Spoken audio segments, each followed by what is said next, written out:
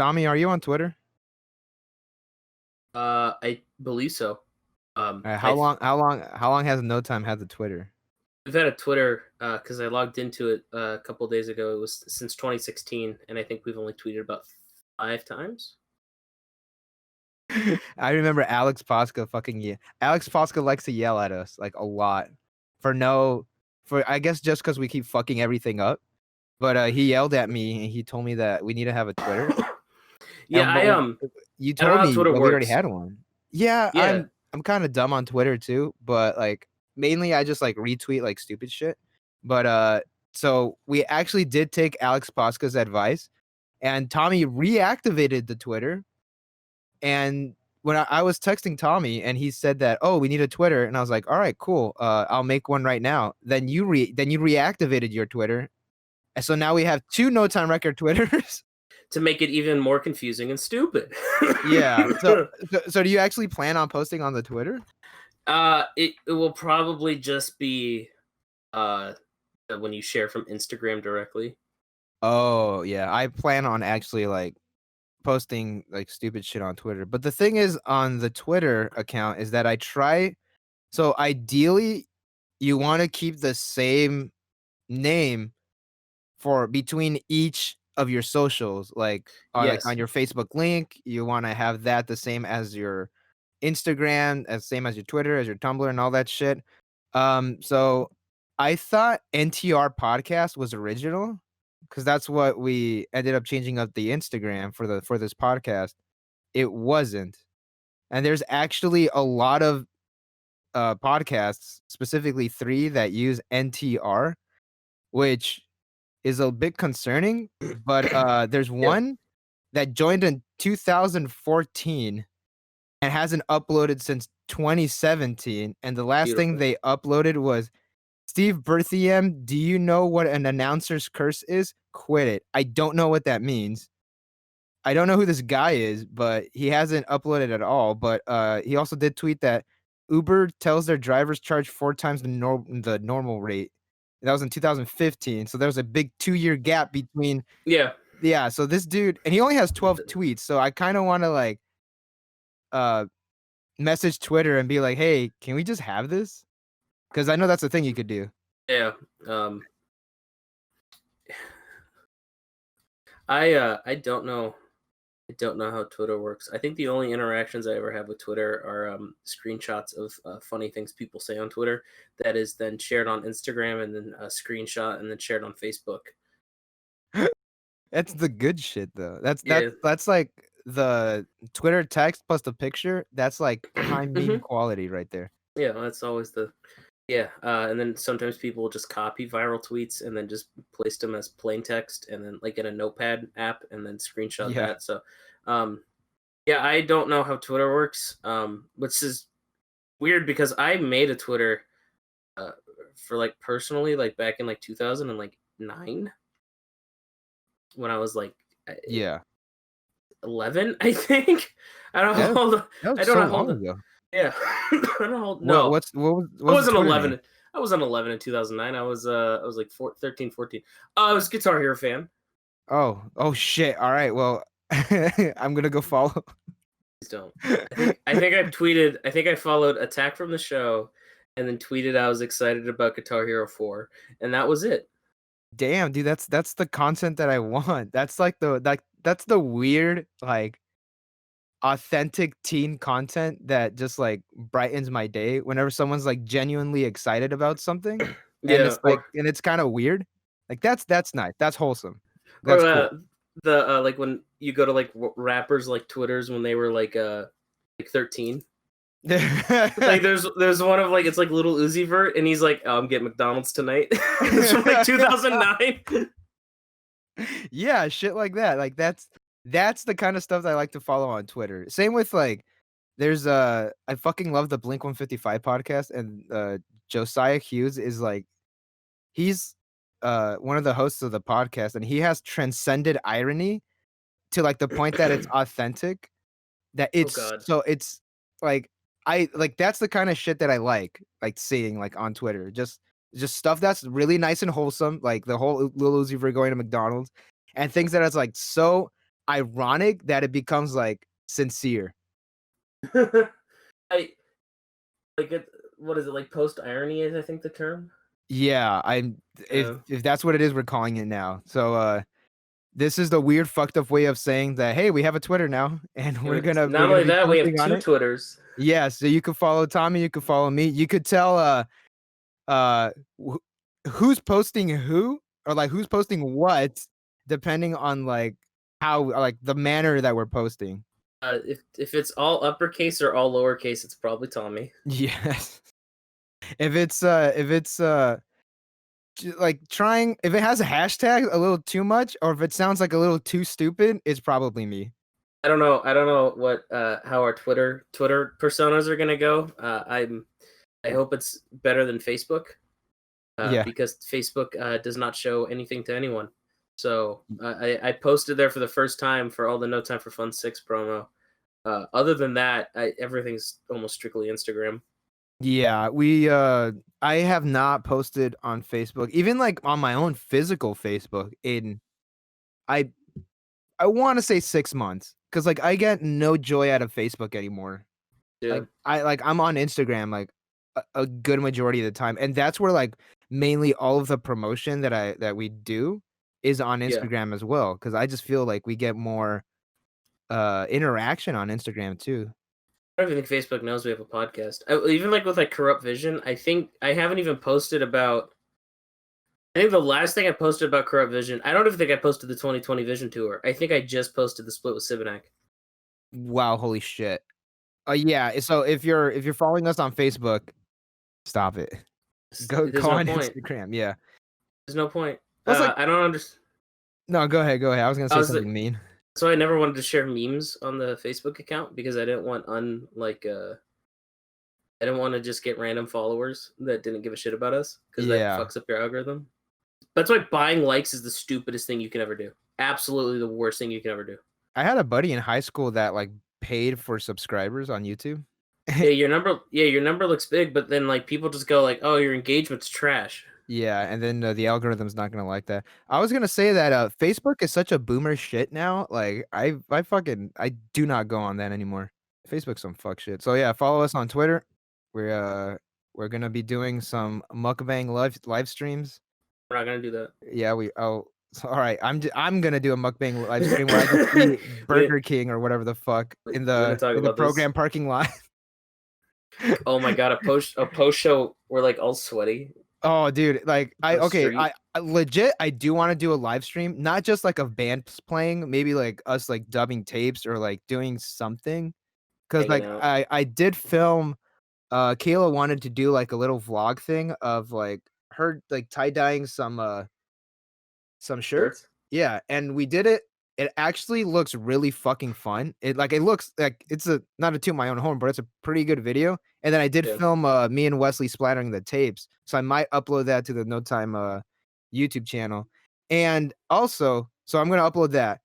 Also, I actually was meaning to text you, but, I didn't go to bed until 4 in the morning, and I thought, "Oh, Tommy's probably not awake," but, I checked, I think you were awake till, like, 2? Were you? I was up till I think like 1:32. Dude, getting home from practice last night was awful. Really? The 5 was shut down. Oh, I went on the 405. Oh Oh, yeah, because I had to I was drop off Chloe. I had to yeah, to drop drop off off Chloe, quote. okay. Yeah, dude, I was driving. I was Ooh, all over fuck. Norwalk. I got sent in a giant loop, and I was like, I hate Google Maps right now so bad. I was like, I'm just gonna Fuck. drive south until it puts me back on the 5. Well, okay, so what I was going to say I'm sorry about that, and what I was meaning to text you, so I guess this is the first time you're gonna hear this, Yeah. is that, I don't have a name for it. I think I'm gonna call it the No Time Conservation Program or some shit, where I'm gonna upload, um not every single album that we have released, but close to every single album. I'm gonna start from the most recent one, and then I'm gonna start for the most recent one and the Yeah, earliest one. So that way the I will eventually just, like, end up in the middle, yeah. and I'm gonna try to upload one once a week, an album at least, once a week. Call it the vault. The No Time record like the Disney Vault? Yeah, the Disney vault. Going from the vault for this one. Yeah, so that's a thing. I'm gonna start doing that. I already have No Time for Six not up, but I have it like exported, Go. so I just need to upload it on that. And then I Nice. also do have the unfortunately the Insomniac Collective and High Tension Split already done. Oh, beautiful. Yeah, so I'm just gonna, and again every single week I'm just gonna like keep uploading that until eventually I get to like pretty much to like the semi recent ones as well. It'll be like a good 2017, 18, no time. Yeah. We'll be getting on the good shit. So do you expect the No Time Records YouTube channel to get eventually shut down from all the copyright strikes I was you're gonna gonna be say, I was like, getting? I'm very curious what will just be taken down and what will be immediately claimed. I think all Oh, the Eradicator stuff will be claimed almost immediately. yeah. Well, the thing is like when I uploaded the Corrupt Vision promo video for Useless God, that got They a got claimed, copyright claimed. It didn't get a strike, it got a claim because there is a difference. which is funny because the video predates the song going live. It is fucking crazy too. So I was hoping it would claim because I sampled the count from a live video. yeah. I was hoping it would claim the live video, which predates the song being recorded. Yeah. And so it is funny how you said that because I was live streaming The Last of Us and YouTube kept taking down my video, taking down my live stream. And Did they just not want people playing Last of Us? okay, so what I thought is because the game is rated M and Okay. because of the recent COPPA laws being pushed onto YouTube, I thought, "Oh, I need to age restrict the video Yeah. because it's rated M." And I thought like, "Oh, people don't YouTube doesn't want anybody under 18 to watch these videos." So I was like, "All right, I'll do that." Makes sense, yeah. Was It's that not not. it? No, Oh, Naughty Dog just doesn't want people to stream The Last of Us on YouTube. And did they have to so go to Twitch? on my yeah, I gotta do it on Twitch, but on my personal YouTube channel, I got a copyright warning. So 3 more and my channel's taken down. So stupid. Yeah, so thanks, Naughty Dog. I could repeal it, which I'm already in the process. But yeah, it's fucking dumb, and I'm kinda not scared because I don't think I'm gonna get a copyright strike on this YouTube channel, but just in case, if anything does happen, I'll just take down the video. Are Or you playing alternatively, I could just, like, upload it at, like, 50% speed. Last That way I can't. of Us real quick? Are you playing 1 or 2? Sorry, I didn't catch that. I was playing the first one, which is Okay. odd because that game is fucking what, 2013? I'm It came out 7 years old. yeah. Um, That and, and while I was playing it, Wesley was the stream got cut down and, like, you couldn't hear audio, you couldn't hear anything, and then Wesley texted me, he's like, "Dude, like, your stream is down," and I was like, "What?" And I checked, and he was like, "Yeah, I think I need to age restrict," and he was like, "Damn, if this was Crash Bandicoot, you could probably play it." He really wants me to play Crash Crash Bandicoot. Bandicoot? Yeah, so, Tommy, can you stream Crash Bandicoot for Wesley? I just saw that they're putting out a new one. Yeah, they are. It's like a real sequel to the 4th one or the 3rd one. Do you know, like, what they call, like, a group of bandicoots? What is a group of bandicoots? A group of a group of bandicoots is called a herd. Is there a joke in this? So Herd Immunity Fest happened this week. Herd Immunity Fest actually did Oh happen. god, there we go. The follow-up. I guess we'll Yes. probably have a follow-up in another week if How many people are fucking dead? but I think how little people went. I'm a go with. I don't think anyone actually got sick. Yeah, Consequence of Sound did a really great article on it. I'll link it if you're watching on YouTube. I'll link it in the pinned comment below. If you're listening on Spotify, sorry Sal, I don't remember what fucking podcast thing you used to listen to, but just look up Herd Immunity Fest went down in Wisconsin. Here's how it looked. I like the Consequence of Sound article on this because it's less like Snarky. yeah, it's less snarky compared to like the Metal Sucks one. But Metal The Metal Sucks is they're always like that though. This one had some like there is some definite dry humor in this. Yeah. I mean looking at it, was it still a bad idea? Yeah. Would Oh I yeah, have done it? 100%. No. But I at least from the handful of video I've seen, maybe not the flaw set. I wouldn't risk my life for flaw. It seemed like Yeah. people just sat in a chair kind of just within their own little groups. Yeah, they just kind of hung out. Which just seems kind of lame. But I think favorite takeaway from this was the fact that what band was that called? Boba Flex. Friday got off to a rough start when headliner Boba Flex, doing a reunion set, couldn't make their set after their van broke down on the way to the festival, leaving the AC/DC cover band Thunderstruck as the headliner.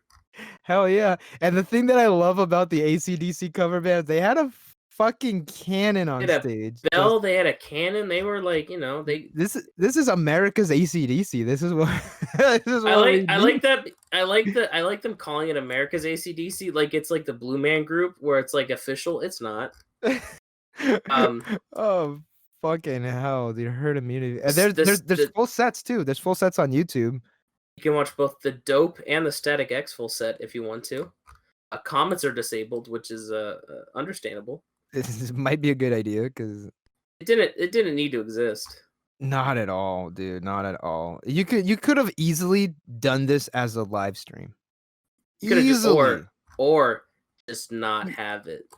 Yeah, okay, well, here's the thing. All these bands, terrible. Except for America's AC/DC. That's like my new favorite band. I don't even like regular AC/DC, but America's AC/DC is another thing because I'm a real patriot. Was this a big payday for the promoters? Like, what was the benefit to any of this? Yeah, it's just these are like a bunch of anti-masker motherfucker that just they're like, all right, well, we're gonna God, there's a word for it where you like comply to something, but you're doing it wrong on purpose. There's a word for it. I don't even remember what it was, but that's pretty much what this is. Like fucking loser. Yeah, it's being a fucking loser. That's what it is. Anytime I see a show happening right now, I'm just gonna imagine Static X playing to a crowd of no one moving in a cornfield in Wisconsin. Just a lot of fucking lawn chairs. Did you see the shirt that they were selling at the show? Twice? No. They couldn't get them made in time for the show, so they had to go to a print on demand, like a Teespring. Like Redbubble Teespring, which is fucking hilarious. This entire, I just love how everything just went wrong. Not everything. Okay, not everything. Like a good majority of things went wrong. Unfortunately, like a week before the show or the festival was going to go on, they did not have anything built. So they were messaging, they made a post on Facebook saying like, hey, can you help us build the stage? Like, can anybody help us? Because nobody wanted to help them either. And it, you know what? And it happened. And honestly, that is, if that's not make you believe in DIY, I don't know. I would say this is a DIY little experiment right here. This is awful. This is fucking shit. I'm looking at the shirt right now. I'm sending a chat so we can talk about it. Oh god, what is there to even talk about? This is like, oh my god, this is like, I can imagine like seeing this for sale at like a fucking one of those little stalls in like a outdoor shopping center. You know, those Facebook automated shirts. Yeah, this is what that reminds me of. It's not even centered. It's not. No, it's fucking it. But how can you center this? It's just maybe you could. The actual word COVID could have been centered and just have the hand off to the left. Yeah. God, you know, this reminds me of Skull Obsession. That fucking Facebook group that's just nothing but people. The Skull Zone or whatever. Yeah. Oh god, dude, that shit was so good. This is fucking atrocious. I hate this. It's graphic design is not your passion. This is just like the bare minimum of a shirt. It's not an interesting design. The text is not centered. It's it changes. Oh my god, yeah, the expo center is not even. Yeah. It changes fonts 1, 2, 3. Every line is a different font. This is not good. Actually, no. It may. The bottom and top are two different fonts for sure. I think Minifest 2020, and that is I think that's the same font, just uppercase and lowercase. Yeah. Promoters for 3-Day Minifest. I'm sorry, it's not even called 3-Day Minifest now. It's called Minifest 2020. All right, so sorry. Promoters of Minifest, hit us up. We'll do your graphic design. We'll fix all your issues. Don't worry about So it. someone made that in real quick and then like sent it to the guy and was like, yeah, sick. Yeah, this is good. Do you think they were selling food at Herd Immunity Fest? I Like what would you eat like in Herd Immunity Fest? Like what? I know it was in a cornfield, so I'm assuming there was corn. Do you think there was a there's probably a food truck. you think there were burgers? Burgers and records at the show too? So following misconduct allegations, the Burger Records plan to rebrand and establish themselves has fallen apart and they're just completely shutting down now. That's my Yeah, let's get that's my fuck shit transition. to a very serious topic. Yes. We're gonna get serious about this one. So Yeah. So I'm just gonna read this verbatim. So okay, if you haven't heard, Burger Records has gone through a lot. So there was an Instagram page called Lured by Burger Records, and they were just sharing an ungodly amount of allegations of sexual misconduct and by a lot of the bands on Burger Records, as well as a couple of the people just like working with Burger. Okay, so I'm just gonna read this part like verbatim. After multiple anonymous allegations of sexual misconduct surfaced over the weekend regarding both artists and label staff, Burger Records announced plans for major structural changes on Monday in an effort to address a culture of toxic masculinity. Co-founder and president Lee Rickardson resigned. Co-founder Sean Borman announced plans to eventually step down the label, and the label changed its name to BRGR, and new interim president Jasa Zapor Gray was named. So they're like the new head now. Tonight, on which is actually a couple days ago, Bornham has announced that the label is just gonna shut down completely. so as most of everyone who knows where No Time's based from and what we're about, Fern and I are both born and raised in Orange County. We do a lot of our show promotion and work out of Fullerton. So we were very we were not connected to the Burger Record scene because we have never been a fan of Burger Records.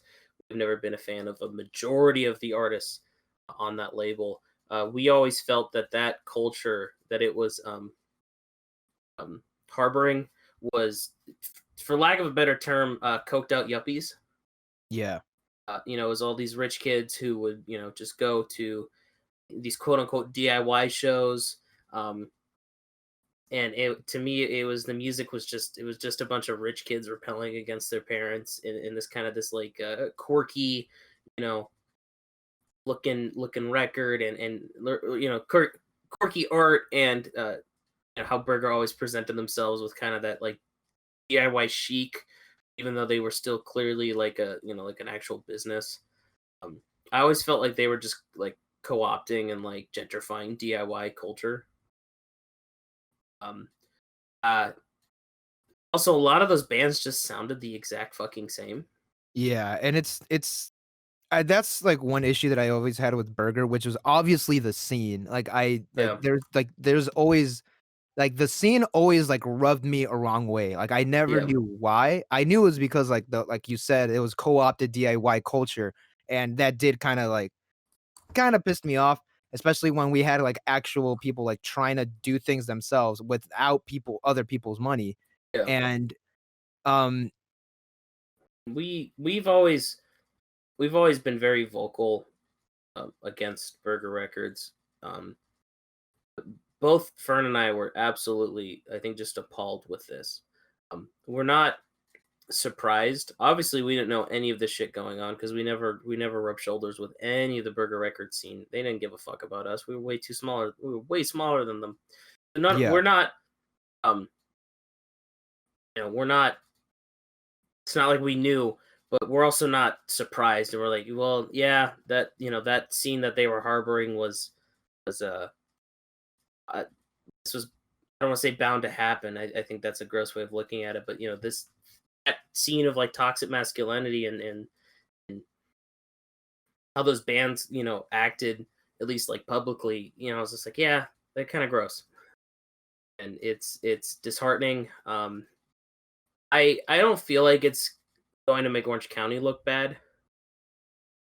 Well, I don't know. How do you think this is going to reflect on the scene as it is? Yeah, I'm trying to look up. There it is. So this was all right. So this image was actually printed inside one of their tapes. I don't know if you've seen this I saw yet. this. No, I so that's Yeah, that is like come on, dude. That's like a huge fucking red flag. yeah, and it's like, are we really surprised that this harbored like you know that this scene harbored this kind of like mentality? Like it's Yeah. obviously the only people probably ever read that were probably fans of the band and could write that off. So, if someone else had seen that outside of the scene and gone, "Hey, this is kind of fucked up," maybe alarms could have been raised sooner. Yeah. But it's just so disheartening. I'm on the page right now. Yeah, it's really it's tough to read. And so a little more in the article. So Pitchfork actually messaged Burger Records Yeah, and they asked them like what are they going to be doing with all the releases, and Burger Records is actually removing everything like yeah. on Now, Spotify and Apple Music. They're getting rid of it all. Burger had an interesting model because they also like licensed a lot of releases for just cassettes. Yeah. So a lot of those albums won't be affected. Um, I feel bad for any well-intending bands on the label. Um, but I don't know. It's a scene that I never wanted to be involved in. It's a sound that I never wanted to be involved in. I feel you would hope that any well-intended bands on the label, people not bands who obviously did not know what was going on would land on their Yeah. feet. And it's just it sucks and it's awful because it's this had been going on for years. I mean, I think there was allegations dating back to like 2011, especially like a band as big as like the Growlers being like OC's poster boys being such pieces of shit and Yeah, using it's really disheartening. their celebrity was just fucking appalling. So Chai, their album Punk, which is like a really big album, Burger Records actually released that in the US. And but it is a Japanese punk band, but they so Burger Records just they don't have the copyright of it in America, so I don't know how that's gonna work. Like I don't know how all of the how all the logistics of the because yeah, Burger Records copyright, like that's like Peach Kelly Pop, King Tough. I don't know how those bands are gonna try to get their music back, or if they're even gonna try to get their music back because like the label is folding. It would be interesting. I'm curious if Burger's either gonna sell to someone behind the scenes, if they're truly just going to give the masters and rights back to the artist. I don't know. I'm curious if it's going to be similar to a Planet X situation when came out that the owner Chris Clavin was an abusive piece of shit. If I'm correct, I believe he gave all of the. Although I don't think he owned any rights to the music, but I know that he you know, gave music back to all the artists. Yeah. Um, I think I that's don't what's know gonna if happen too. yeah, so it'll be kind of interesting to see how that all plays out. But good riddance. You know, Yeah, good riddance. I'm not taking joy in it. I'm not being vindictive. It's really disheartening and sad. We've never liked Burger Records. It's never we didn't want it to end like this, right? I think to me the we had been so it's like a side tangent. It's like Cassette Store Day. Burger Records was the United States distributor for Yeah, it Cassette was. Store Day. So they managed Cassette Store Day in the United States. So if you wanted to do at least an official Cassette Store Day release, you had to pay Burger Records, and we did for the first 2 years that we did it, and then the biggest thing to me it was like I saw it as like a necessary evil because I was like that's the only way we could play ball. But after Burger had in 2018 they were having a music festival in Oakland where they actually destroyed a homeless encampment in order to use that location for a Yeah, I I remember don't this know if it was one too. Boogaloo or whatever. It's whatever the one they have up in NorCal. I think they changed all the names of their festivals, but they'd essentially kicked homeless people out of their their encampment. And uh yeah, here's the East Bay Express on it. Yeah, Burger Baloo, they you know people were, the other thing is people were calling them out on social media for that, and they were deleting comments. And then I think owner had doubled down saying he didn't give a fuck, and it just rubbed me the wrong way. And I was like, yeah, I don't fuck Burger Records. So the last two Cassette Store Day releases that we've done officially, we had used the Cassette Store Day logo and just put fuck on it, the Burger Yeah, font. I remember that. But Cassette Store Day actually dropped Burger, obviously, as their U.S. distributor. And actually, Yep. they replied to me on I'm looking at Instagram. that right now. Replied to me on Instagram for that, which I said I wish them love, and I was like, I hope they work it out. And actually, Cassette Store Day is canceled this year. Is it really? They canceled it. Obviously, I mean, they lost their U.S. distributor, but I think also COVID probably affects that as well. Yeah. Though I don't know how much of Cassette Store Day really involved actual physical stores. Cassette Store Day to me was always a little bit different than Record Store Day, whereas Record Store Day was specifically about releasing physical music to exclusively record stores. Yeah. Whereas Cassette Store Day was more just about putting out a cassette. Yeah, that's how I took it as well. Like, it was mostly just like an online thing. Yeah. Now there were stores who participated in it, but it wasn't to the degree of Record Store Day. I Yeah. think they were trying to get it to that point, but I think they've only been doing it for about since like 2014, maybe earlier. And the thing is, cassettes, there's actually an article that I read saying that cassette, sales have actually gone up, Oh, which I think they go up. us releasing, us being a label helps to that a lot. They go up. They go up every year, but I mean, it's it's literally doubling from 1,000 From releases last, to yeah. two. Yeah, but it's it's the increase was. It's not a lot. Yeah, It's not by a lot, though. I mean, it's enough to keep the few cassette manufacturers alive and like warranted. Yeah. But what also helps is like 80s nostalgia. And things like the big one was I think for like half of all cassette sales, it was something ridiculous, but it's like don't quote me on this, but it was like a good proportion of all cassette sales in the United States was the Guardians of the Galaxy soundtrack. Oh god. Um Yeah, that sounds like it was like something. a big percentage. It was something like crazy. But Oh man. yeah, it was because a lot of DIY labels don't report their sales. It was Yeah, like I'm it was like like 100,000 cassettes sold. And I was like, I have made 1,000 cassettes a year. yeah. I'm not sure fucking, the IRS is gonna know how many No Time for Fun 6s we have sold. But, if we did sell on Friday, do you think we would get about $20 million from Bandcamp sales?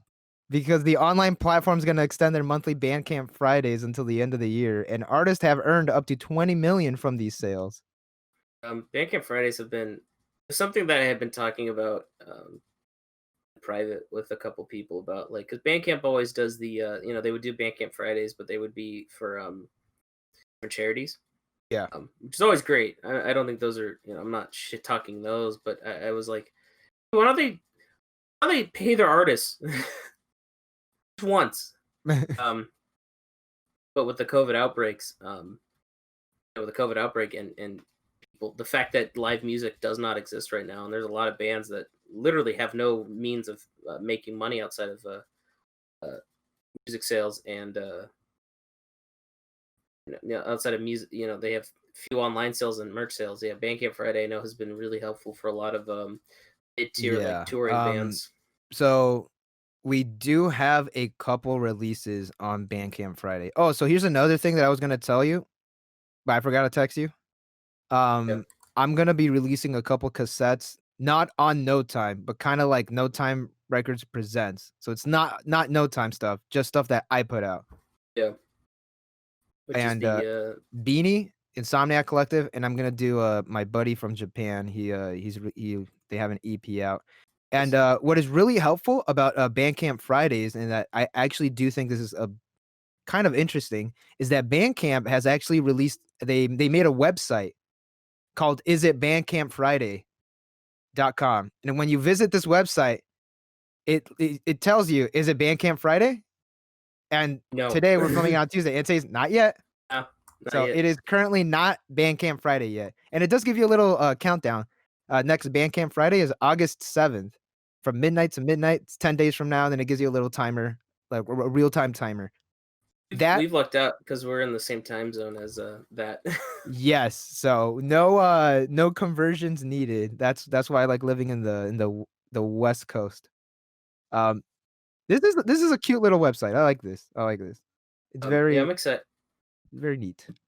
I've been talking with other label people, and they're like, "You think they're gonna do it?" And I was like, "Maybe."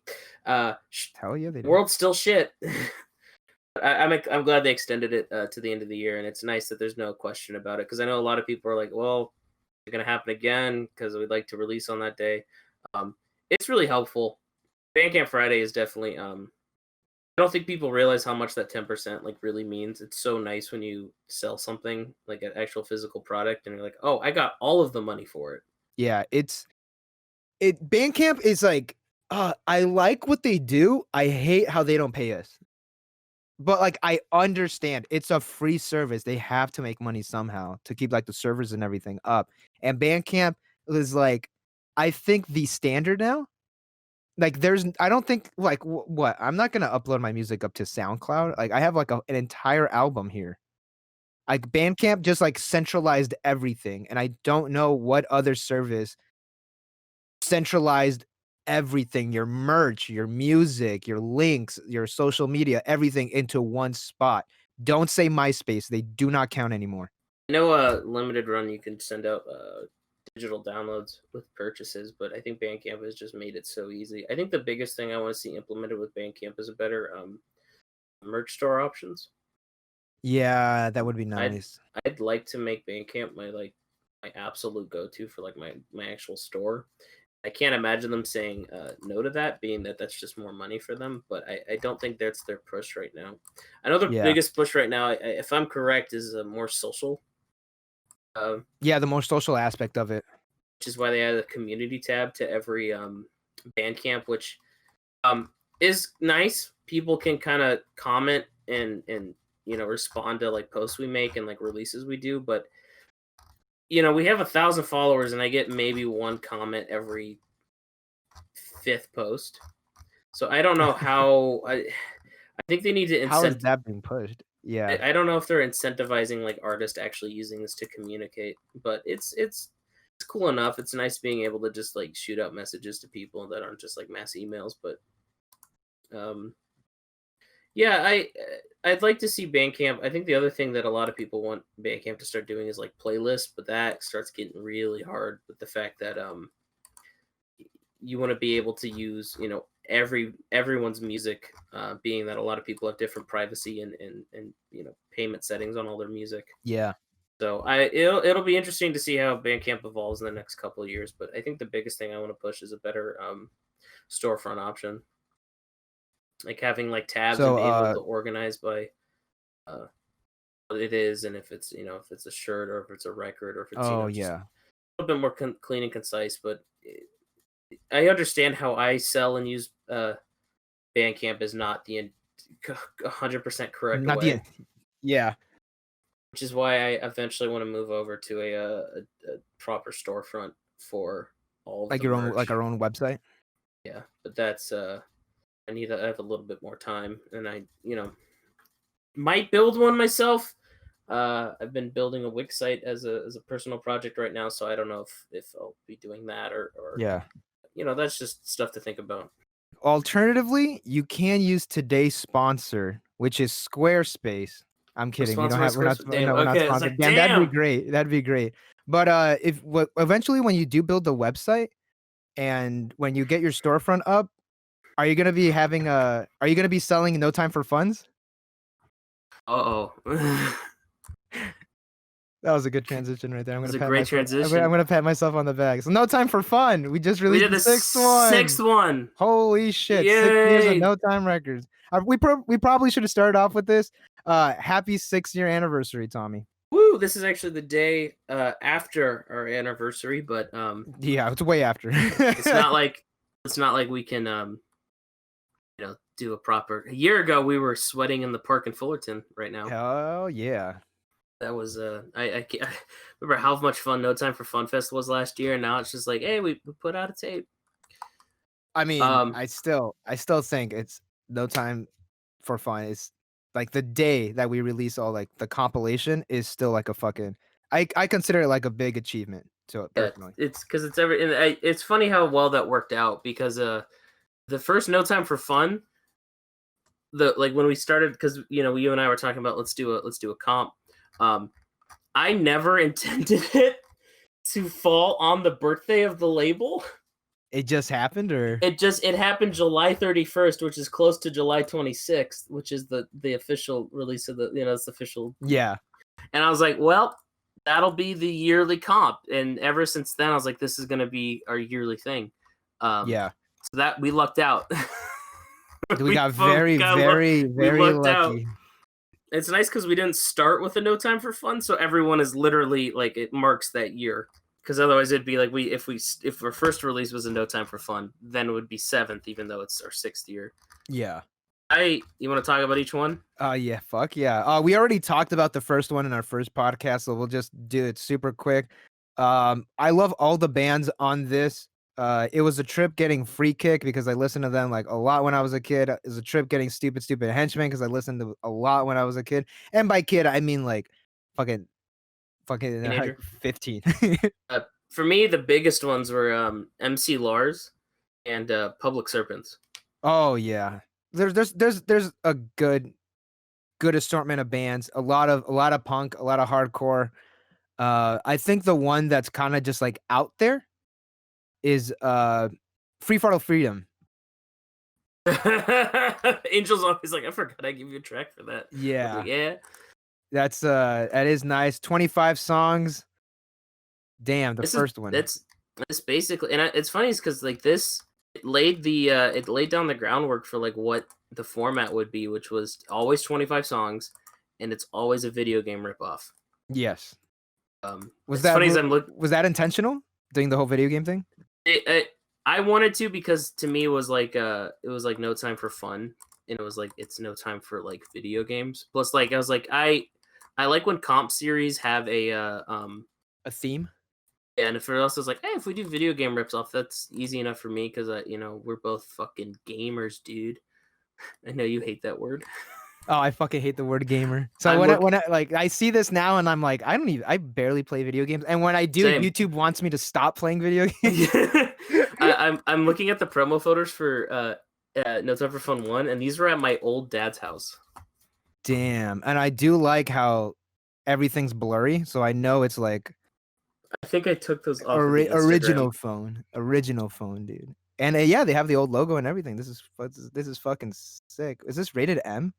Oh, for music. Okay. Yeah, and then look who rated it. Ziquamis. That's sick, dude. I fucking love this cover so much. I was really proud of that one because I did also all the text work. Like I that isn't a font like the No Time font. It says No Time for Fun Volume 1. That's not a font. Like I was like, I'm gonna try it because I was like, I wanted to like kind of 3D, not 3D, but like that perspective text. And then I think then I did that, and then it's a gradient, like a rainbow gradient. Yeah. And then I pixelated it, and then I outlined it in white.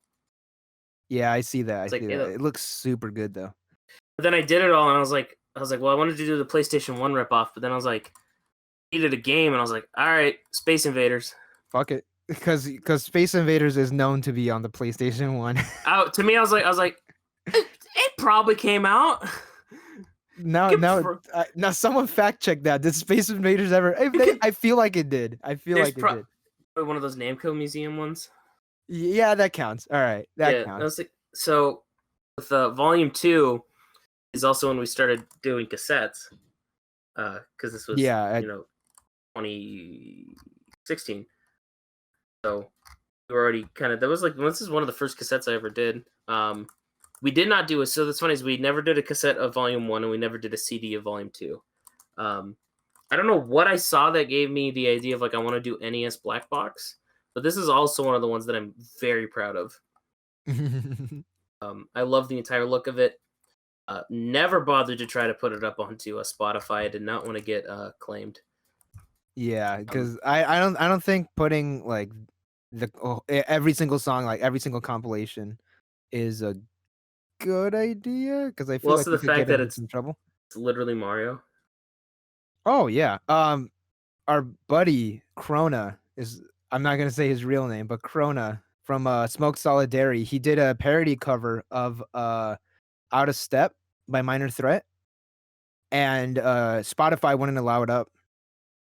He He wouldn't had to allow, change yeah, it, right? Yeah. he has a Spotify exclusive cover up on it. That happened with the caffeine addiction split. Yeah. So it's a thing. It's a thing that happens. But No Time for Fun, Volume 2, Herida Profunda. Holy shit. This is Good stuff. this is Also, funny. Corrupt Vision went by yeah, Forced I was gonna Identity. say it's Forced Identity. It's Forced Identity. Yeah, Forced Identity. Unfortunately, Gimme Crack, which Dan passed away Yeah. later that year. This is weird. This one came out in August because we were so the other idea is at every No Time we would have a No Time for Fun Fest every birthday of the label, and we had one the first year, and then the second year the show fell through, so we just never had one. So there's no Time for Fest, I guess 2, as you can think about it. No Time for Fun Fest 2016. Originally supposed to be like Broken Bow and like Low Cash Ninjas, but then they never ended up coming through. Yeah. Looking through this one right now, Whiskey and Speed, which was a radio broadcast they did. They did an acoustic cover of Rock the 40 Ounce, and then SZA came in towards the end and finished the verse with them. So fucking cool. Night Gaunts, which was dope because we had just helped them put out Stations of Creation. Revenge of the Psychotic Man? Yeah, Psychotronic Man. How do you say that wrong? That was the first time they appeared on it, and they were a stand-in for. They've made it onto every single comp until they broke up in 2018.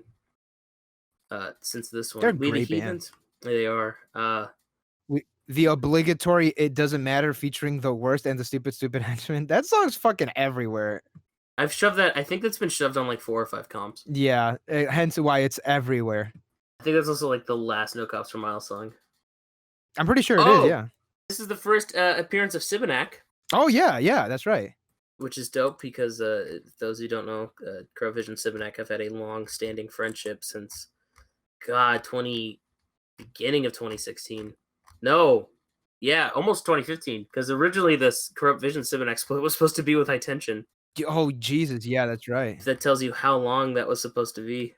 How long ago that was supposed to come out. But that's why it was such a big deal that we got that out. I Am Duck Guy, BB Empire, Public Serpents Again, MFB, which now goes by Easy Fix. Positive Junk's on this too. Which PJ song do we do? Oh, Demons. That's a good one. Backcountry. Holy shit! I love that band so much. Backcountry. So Shane, I met Shane at a show, and he was telling me how much he listened to No Time for One Volume 1, and like the CD case was all fucked up, but he still had it. I was like, yeah, I gotta put him on the second one. Yeah, that's funny. That's good. Yeah, I love the art we did for that. I think the NES Gray tape was fun. I liked that we did an O card because I wanted to like simulate like the black box. Yeah. I'm really happy with how that one came out. That's probably one of my favorite like designed ones. Like fully packaged, I think was great. I personally like the third one. The third one looks. You like the Atari 2600 rib? Yeah, I like the little robots. That was designed by Jeff of Lost Cat Records because he does very like cartoonish like high contrast art like that, and I was like, that's perfect for the Atari. Atari, yeah, because they were always they were like color pencil drawings. So this is the first one we ever did tapes and CDs, and I sat on copies of both of these legit until like halfway through 2019. How many did you make? I made 100 of each. Oh, gee, you made 100 cassettes of these? Yeah, that was holy shit. So we did have a No Time for Fun Fest. It was with Sarcasm, Apathy Cycle, Corrupt Vision, and MFB. Easy Fix. I like this comp. You got dollar signs. We got dollar signs on it. Caffeines, Big Brother again, Foolish, Revenge and Psychotronic Man again, Apathy Cycle. Oh yeah, Turd Sandwich. We had Sibinak opening this one. It got to the point where I was like giving these tapes away. You made so many? I made so many, and they were so long, and they were so miserable to make because of how long they were.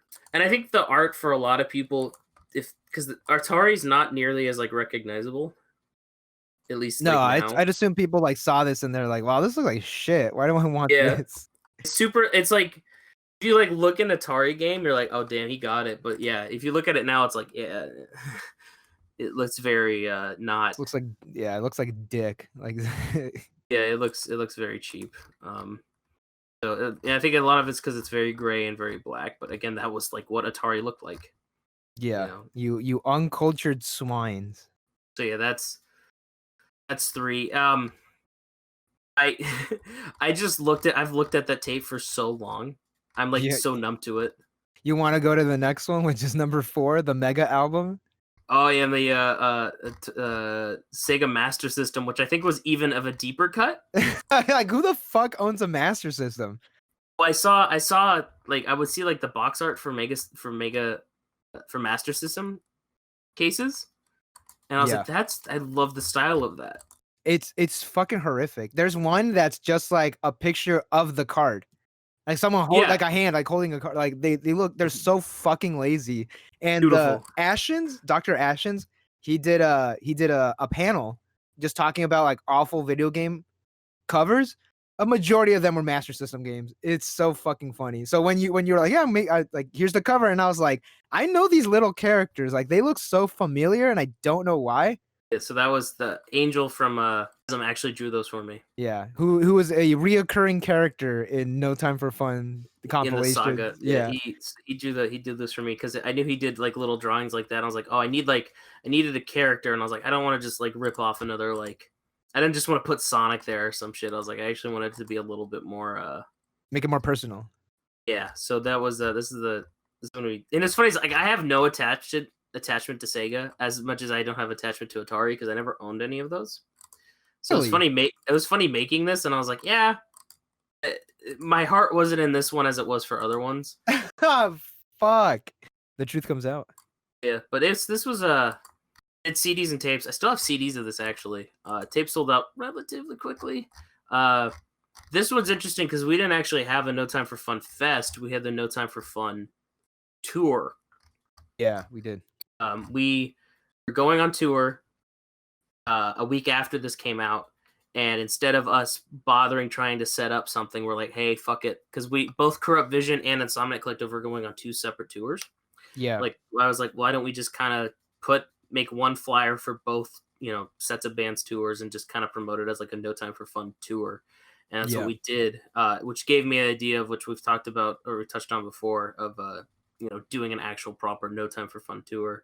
Which again, I think it's a great idea, just not now. This one we got Sibinac, which they had their song No Time, which I was so flattered that they had written a song about the label. Let's see, we got also Funeral Coffee again, Raging Nathans, Matilda Scoundrels, Loathing, Abolitionist, Cruiser Sonata, Backcountry, because we were on tour with Backcountry, and I was like, well, you guys absolutely got to be on this. Fucking Fun Abuse. Holy Fun shit. Abuse and Upper Downer, which is when we started really Working fucking with them. Yeah. Yeah. Snowflake, I forgot they were on 4. Which is funny is we put this out, and then it wasn't until this year we put out their cassette. Yeah, because God, what was their first fucking record? Their EP. Tolerant Left, and then they released Yeah, the Tolerant. K-Flake. Yeah, the Tolerant Left. That I remember hearing that like around this time, and I was like, holy fuck. Horde, which is funny because that song was never to get properly released until year and a half, 2 years after. Yeah, with the split, right? Split with Sibinac, yeah. I think I mixed this one, did I? This is my mix. That's your mixing, yeah. And the Eradicator. I messaged the Great Eradicator, and I was like, hey, if you wanna blow out your voice, can you do a spoken intro for this song? And he introduced the compilation album, and then I had it bleed into a song, which I thought was great. I like 4. 4 is a solid lineup. Loathing's on it, which is great because that's I think the only power violence band on this comp. Yeah, and that's gonna change. That's gonna change very quickly. It changed literally in a year. Which is great because every comp moment in time for No Time. To me, it reflects No Time at the time. Yeah, because I was gonna say on the 5th one, No Time Records. No Time for Fun, Volume 5. there's a lot of hardcore. There's a lot of power violence. There's a lot of just grind as well. Let's see, we had Corrupt Vision and Sibinac opening it because we were very serious about this. Actually, no, I think we decided to do the split together by then. We were very serious about the split by then. And I was like, I need to start pushing both of these. Then we got immediately World Peace, Fissure, Machinist, Your Brain on Drugs, Gets Worse, the Bimbos, and Bandit. Like this was a solid lineup. Yeah, like holy shit. And we also got like Legal Disaster, Night Marathon, Burn This is Burn funny, Burn. This comp was also the one that it buddied with was what's the word I'm looking for, was a part of No Time for Fun Fest 2019, the 5-year label. So a lot of these bands were the ones also playing No Time for Fun Fest. Yeah, a good majority of these were like Fissure. They played Standard Issue. Legal Disaster was supposed to play. Bridge City Sinners is on this. This is funny because this is the last comp where I had asked non-No Time bands to be on it, which is why BCS is on it, because I did all those tapes for them. Plus, I needed more folk punk, and the only other folk punk band on this was Somniac Collective and Dogtooth. I was like, I wanted to cut it up with one more folk punk song. But yeah, this is actually the last. This is the last comp that was not exclusively No Time bands. Yeah. Tapes sold out relatively quickly for this. I sold quite a few at the fest, especially because if you bought the weekend pass for the fest, you got a copy of the comp on CD or tape. Yeah. I still have a lot of CDs of it though. Yeah, I'm looking at it right now. You still have a couple. Also, like under the cassette tape, cassette plus digital download, like the little blurb for the actual cassette, it says 50 NES cart gray. This is this is in fact an SNES. Oh shit! I don't think only the real gamers would be upset. You got to return. Everyone's got to return theirs. Is false. It's actually technically yeah, that's the silver. That's technically silver from the supplier of tapes. That's what they would call silver. That was the most gray tape they had. Wow, that's funny though. Yeah, that's technically silver. Yeah, this one this one is I think the most work layout wise. Graphic design wise. I was like, well, fuck, I needed graphic, and I was like, I just don't want to do a game again, but I wanted to keep that like Nintendo look. So I was like, all right, I'm gonna do a collage, and the collage features one member from every band, except there's 24 layers, and there's 25 bands. Who wasn't on? I was so well-meaning and intending to put a photo of Adam from Kreutzer Sonata. He's not on there. I was like, I bet there's sick photos of him. I'm gonna do it. I could put it out. I got everything printed. I was like, there's no fucking photo of Adam. God damn it. Shit.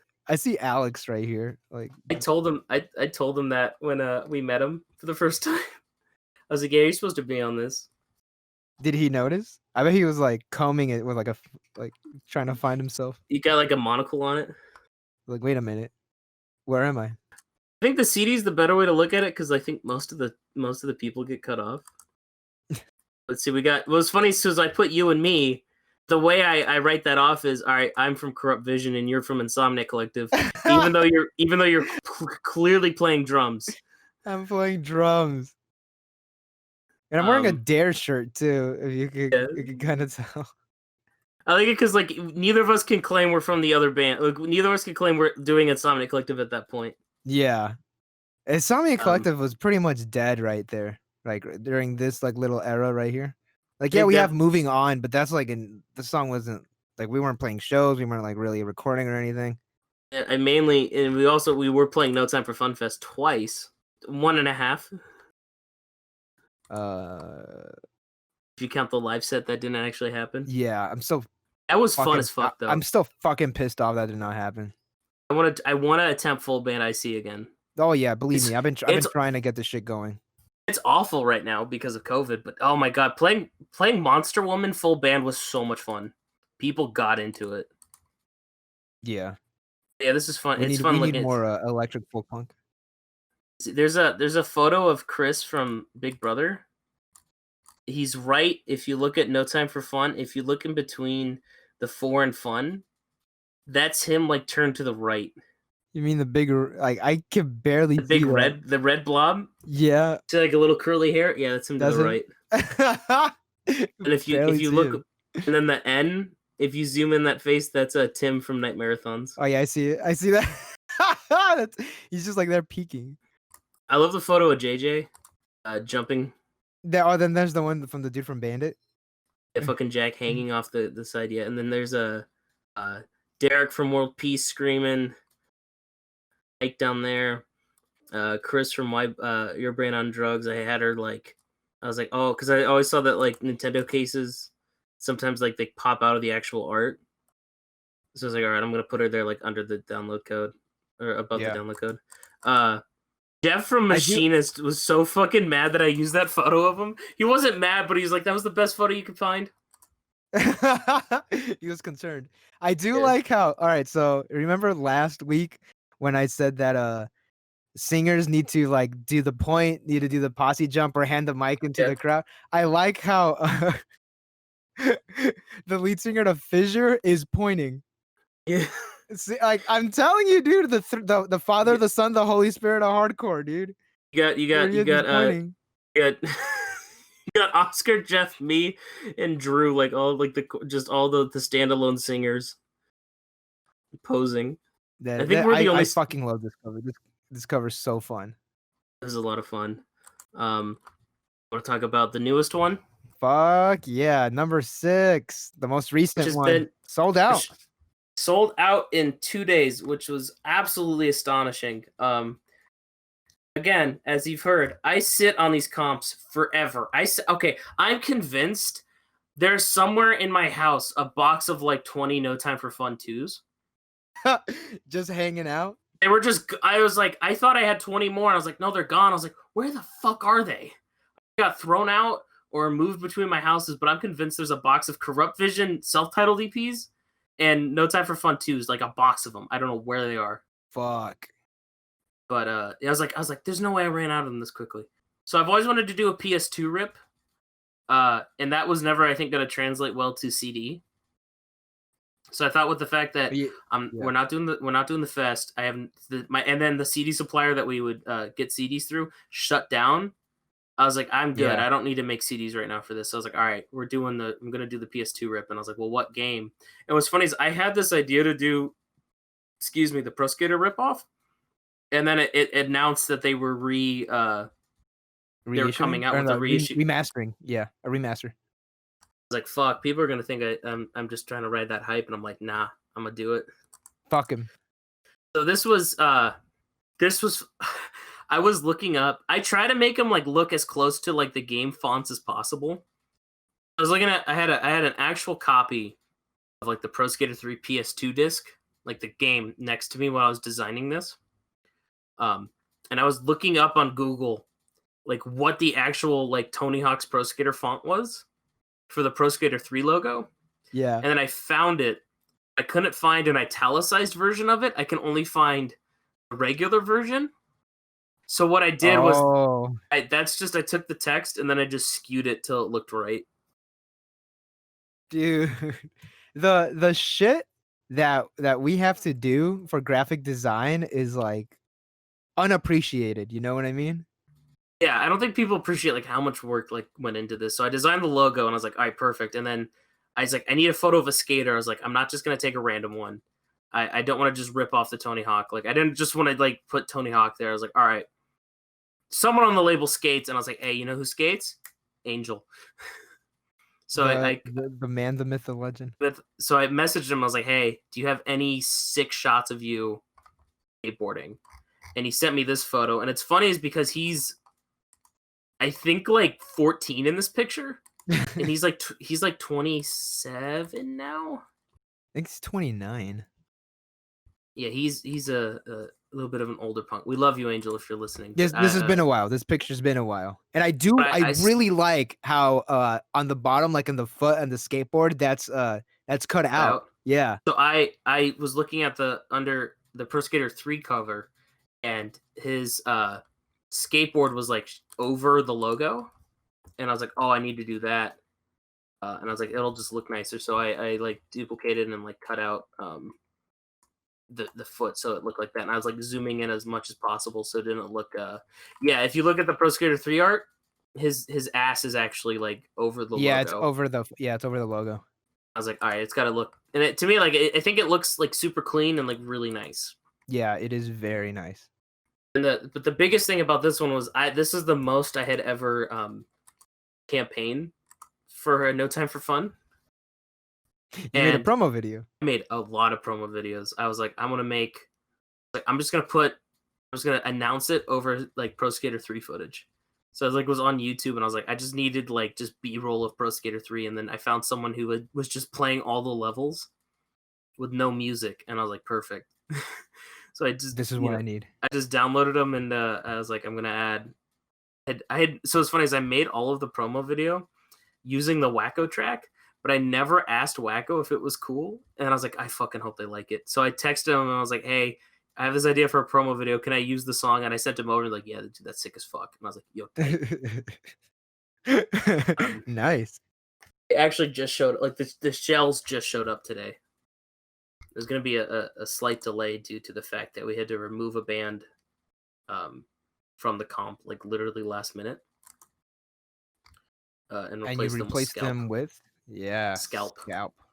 Motherfucking Scalp. The homies from Orange County. They don't live that far from me, actually. No, they live like almost right across the street from me. Yeah, the lead singer lives across the street from you. They actually invited me to sing on their new record, which I'm very excited and flattered about. So we got Goody James, Raging Nathans, Parole Violation, which is, I think that's my favorite song on the whole comp. That and the Tragedy Ghouls. No, that's the intro track. I can't think of what the second track. That's funny is the Raging Nathans album also came out the same day as No Time for Fun 6. Yeah, I did. Yeah, One Day Closer. That whole they're just on top of their game. Yeah, Raging Nathans is super, super good. This is all of the like write-ups they've gotten on the album have all said the same thing. Is like this is them like absolutely at their best. This is I am so sad they can't tour with it right now. It is a if you're not this isn't just me trying to pimp the tapes, like sell the tapes. You please listen to the new Raging Nathans album. It's free to listen to on our Bandcamp. It's phenomenal pop punk, absolutely phenomenal. Corrupt Vision, which is a recut of Get Out Your Guns, as in I just added a sample at the end because I wanted to make it a little special for the comp. Let's see who else is on this. A lot of Power Violence. Moon Bandits. Yeah, Moon Bandits. Moon Bandits.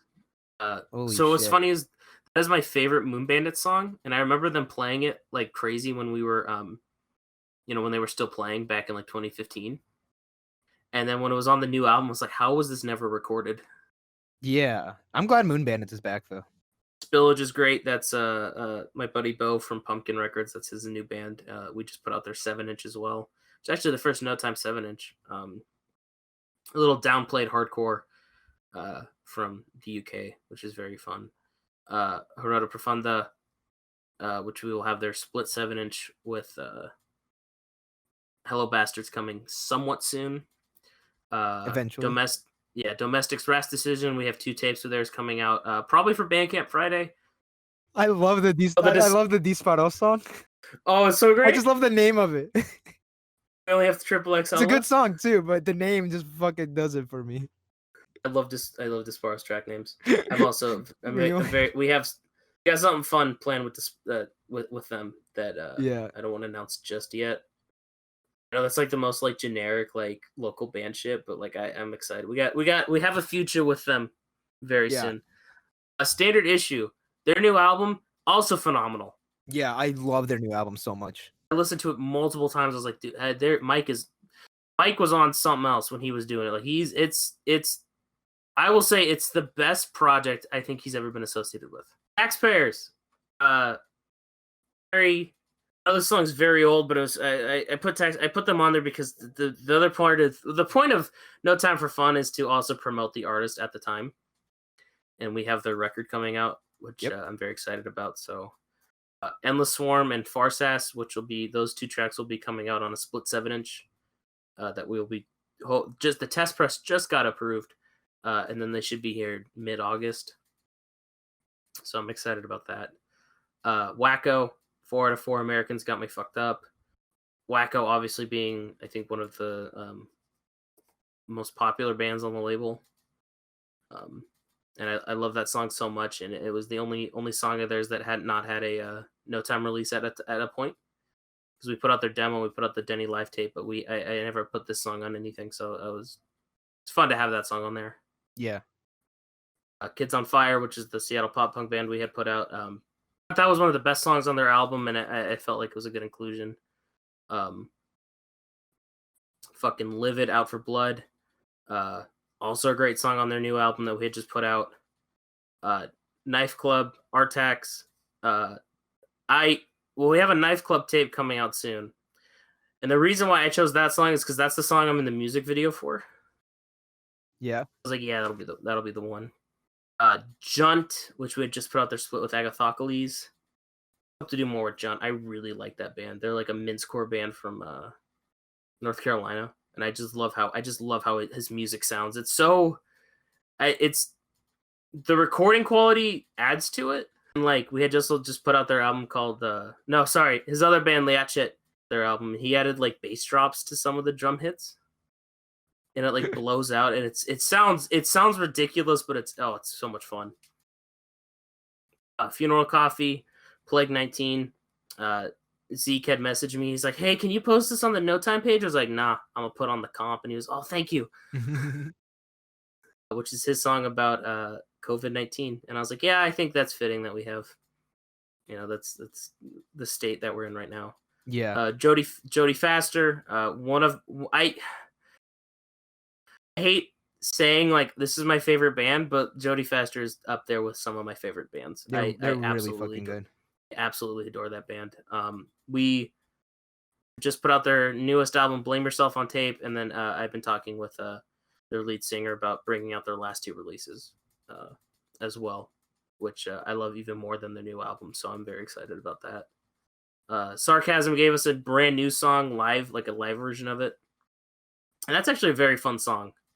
I miss them like crazy. I'm bummed that we don't get to I've been meaning to ask, do you want to get Alex on the podcast? Not Alex Pasca, the other Alex, Lava Socks. Yeah, he messages me. He's like, "Hey, when are we doing the podcast?" I was like, "We'll get you on." Damn. Like, are you busy right after this podcast? Just get him going. Yeah, just get him out. Okay. Oh, I have been meaning the 1-year anniversary of the podcast. We got to do a 24 hours podcast. But the bimbos are on here with a song that's a minute 31. Fucking bimbos are. I want to get I hate talking about plans for podcasts on the podcast, but since we can't have a release show for our split, I just want to have a podcast with Josh. Oh yeah, all right. That sounds like fun. Our split with our Corrupt Vision split with the bimbos will be coming out. We're announcing it probably tomorrow. I don't know why I'm saying that because this is gonna go up whenever it is, but tomorrow being the 28th. Yeah, the 28th. We're releasing it August 7th for Bandcamp Friday. The tapes and CDs are ready. The flexies will be in shortly. I'm excited about that split, and we'll talk about it more when we get Josh on. Griffo, ser pobre no es un crimen. I love Biggs. I love Griffo. It was funny as I had texted him. This was one of the it's funny is I really like this comp, and it's also one of the most like quickly hastily put together ones because no one could record. Yeah. So it was mainly just like, what do you have? But Biggs, being that he self-records everything, I had messaged him, was like, "Hey, I need a song in a week. You could just give me an old one." He's like, "Nah, I'll record. It'll be done Monday." And sure as shit, he's like, "Hey, check your email." I was like, "Thank you." He works so quick. I met him, and we stayed at his house when me and my partner were going through California, and he's like, "Hey, you want to see my studio?" And he just pulls up his phone, and I'm like, "That's beautiful." That's so fucking funny. I was like, "That's fucking grindcore, my man." And then Sivanak, All for What? I feel bad because I gave Sivanak like the deadline for the track, Yeah. and they were recording their new album like, the weekend before, and he's like, "I'm gonna see what we can get," Oh. and he didn't get one in time. So that's all for what's off of the split with them. But we new Sibonec album will be coming out at the end of August, which I'm very excited about. We're gonna probably just do tapes of it. I was hoping they would want to push for vinyl, but they said with just the fact that there's no shows happening, they didn't want to bother with it. And I was like, yeah, that's understandable. Yeah. The new Sibonec album's phenomenal. They get better every release. Yeah, they're super good. I do like him. But so No Time for Six actually did sell out. And as I mentioned earlier, Alex Posca likes to yell at us.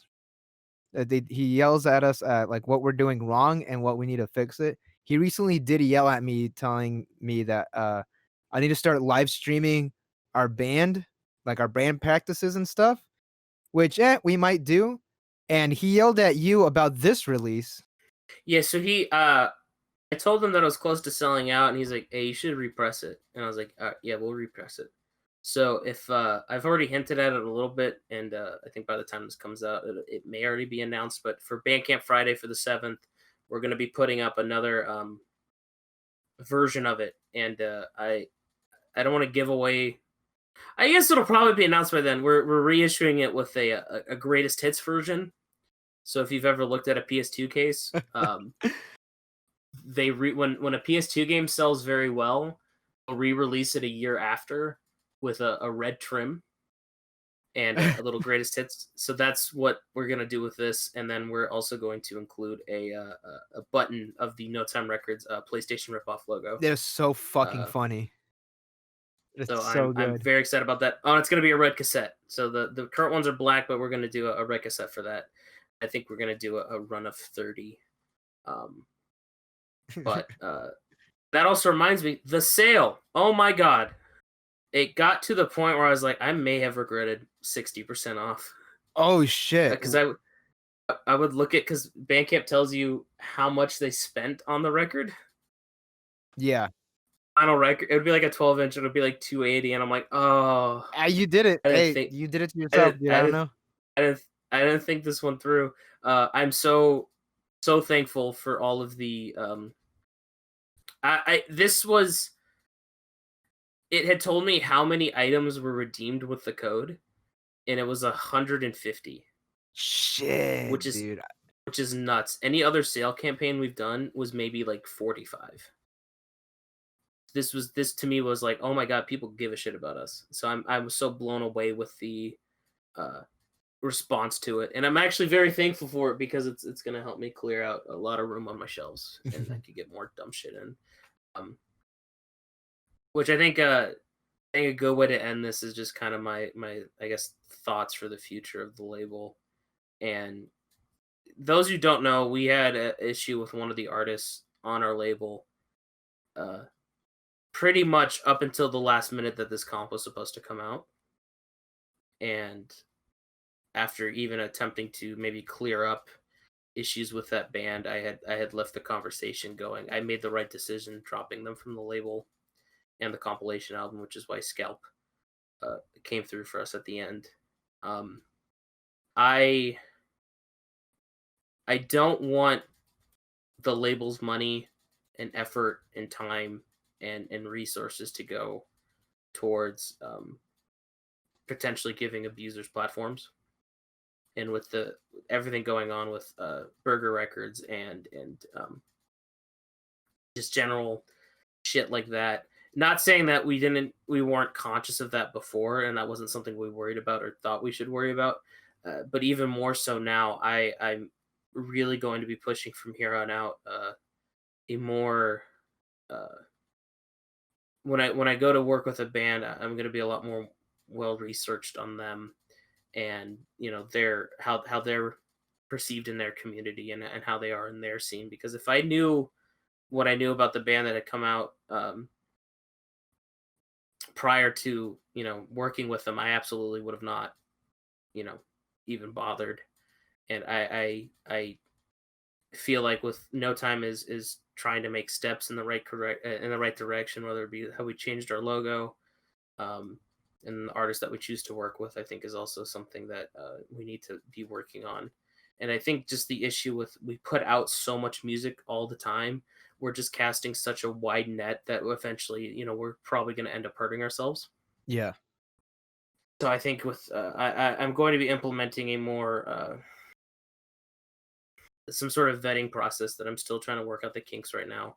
And I know a lot of people got worried because I was making posts on my personal social media about it, and a lot of people. I'm also thankful for all the people that reached out to me, kind of about my thoughts on the label and where it's going. But I want to make sure that the people we're working with represent us and represent their community well.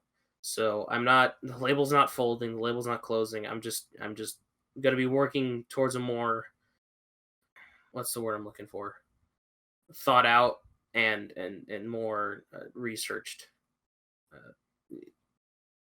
roster of bands, and making sure that we're only putting out people who we feel represent No Time the best. So that's just kind of I guess my takeaway of running this label for 6 years.